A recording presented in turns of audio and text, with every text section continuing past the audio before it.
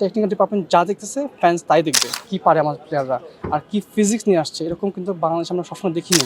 Interested in Bangladesh, আর ফ্যান্সরা অবশ্যই চায় আরও কাছে থেকে দেখতে। আয়োজনটা তো অনেক এফেক্টিভ ছিল দেখে আরও আশাবাদী হলাম। প্রথম থেকে তো জানতাম না কী হবে, কীরকমভাবে হবে। তো পরের দিকে যখন ম্যানেজমেন্ট থেকে বললো যে এরকম এরকম হবে, তখন হোপটা আরও বাড়তেছিল, আশাটা আরও বাড়তেছিল। মানে আমি বুঝতেছিলাম এটা কত একটা ক্রিটিক্যাল পয়েন্ট, যে আমরা এটার উপরে অনেক ফোকাস, অনেক ইন্টারেস্টেড, আর এটার মধ্যে আমরা ইনভেস্ট করতেছি। বাফুফে থেকে এটার মধ্যে ইনভেস্ট করছে, এই জন্য কিন্তু ন্যাশনাল স্টেডিয়াম দেওয়া হয়েছে, ফ্যান্সদের বলা হয়েছে লাস্টের দিকে। আর তারা কিন্তু এমনভাবে ম্যানেজমেন্ট করছে এটাকে যে লাস্টে ম্যাচ খেলাবো আসলে দেখতে পারে যে টেকনিক্যাল ডিপার্টমেন্ট যা দেখতেছে ফ্যান্স তাই দেখবে, কোনো এখানে পিছনে পিছনে কিছু হবে না, সব কিছু ট্রান্সপারেন্সি হয়েছে। So I am really proud of entire management team, entire Bangladesh.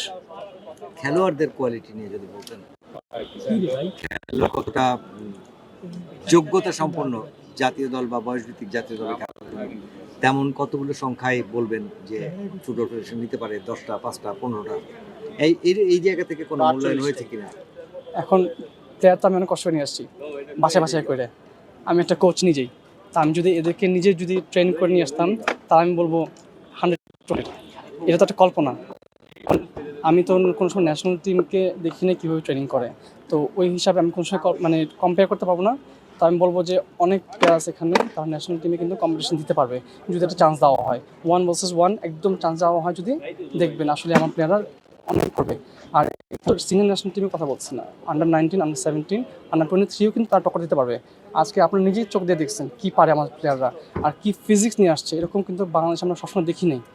এই জন্য ওরা ড্রিম নিয়ে আসছে, ড্রিমটা যেমন নাম ভাঙে না। আপনি যেমন এনে দিয়েছেন প্লেয়ারদেরকে, স্বপ্ন একটা নিশ্চয়ই বাফুফে দেখেছে। সবকিছু শেষে বাফুফে আপনাকে কি বলেছে? তারা আপনাকে কতটুকু থ্যাঙ্কসফুল তারা আপনার প্রতি?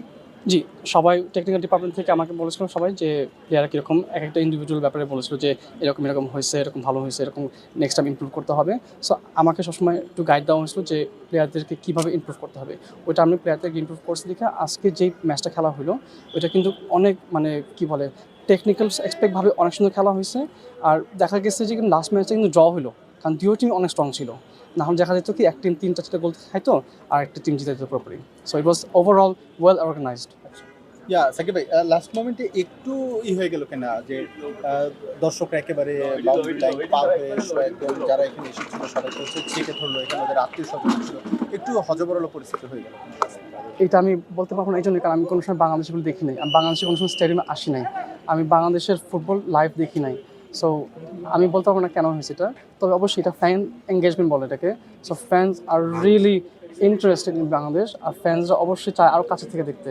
সো এটা হয় না, এটা ফ্যানদের জায়গা থেকে বললে অবশ্যই ফ্যান এঙ্গেজমেন্ট, আর বাট ফুটবলার বা তাদের ফ্যামিলির জায়গা থেকে যদি বলি কিছুটা ইনসিকিউরিটির ছিল কিনা, রিস্ক ছিল কিনা, ঝুঁকি ছিল কিনা, এটা হতে পারে। তবে এই সিকিউরিটিটা মেনটেন করাটা অনেক টাফ, কারণ ফ্যান্সরা হাজার হাজার আসতে পারে, সিকিউরিটি যদিও আমরা লাগিয়ে থাকি কয়েকশো, তো মেনটেন করাটা অনেক টাফ হবে।